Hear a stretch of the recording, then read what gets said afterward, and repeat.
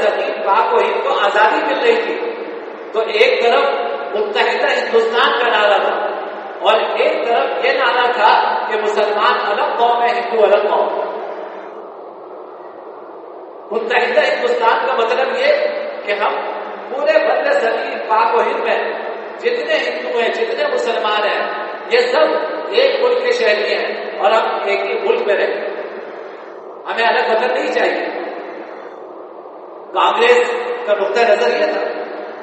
دوسری طرف قائد اعظم محمد علی جناح اور علامہ اقبال 1930 میں علامہ اقبال نے یہ نظریہ پیش کیا اور قائد اعظم محمد علی جناح نے اس کو عملی شکل عطا فرمائی۔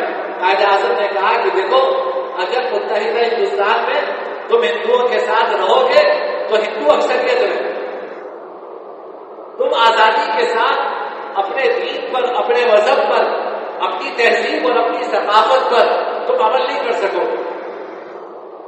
ہمارا ایک الگ وطن ہونا چاہیے۔ ہم کروڑوں کی آبادی ہے ہندوستان میں، ہمارا یہ حق ہے کہ ہمیں ایک الگ وطن ملے جہاں مسلمان اکثریت میں ہوں اور وہاں پر ہم آزادی کے ساتھ اپنے دین پر عمل کر سکیں، اپنی تہذیب پہ عمل کر سکیں، اپنی ثقافت پر عمل کر سکیں۔ اس نقطۂ نظر کی بنیاد پر پاکستان وجود میں آیا۔ حقیقت یہ ہے کہ بڑا افسوس ہوتا ہے آج جب یہ کانوں میں سننے کو ملتا ہے کہ پاکستان تو ایک سیکولر ملک ہے۔ آپ جانتے ہیں سیکولرزم کا مطلب کیا ہے؟ یا مذہبی ہے۔ سیکولرزم کا مطلب یہ ہے کہ جس کا کوئی مذہب نہ ہو۔ تو آج یہ کہا جاتا ہے کہ ہم تو ایک سیکولر ملک ہیں۔ سوال یہ ہے کہ اگر آپ سیکولر ہیں تو پھر یہ اس وطن کے لیے لاکھوں قربانیاں کیوں دی؟ آپ سیکولر ہیں تو آپ کو حق ہے کہ آپ کسی سیکولر ملک میں جا کے رہیں، لیکن پاکستان کو سیکولر کیوں بناتے ہیں؟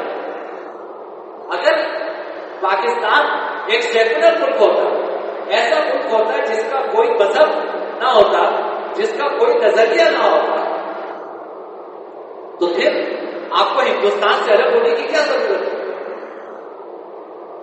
یہ جو سیکولرزم ہے، حقیقت یہ ہے کہ یہ تصور آیا ہے پاپائیت سے، یہ تصور آیا ہے عیسائیت سے کہ جب عیسائی پادریوں نے ظلم و ستم کی داستانیں رقم کی، پاپائیت کا نظام قائم ہوا،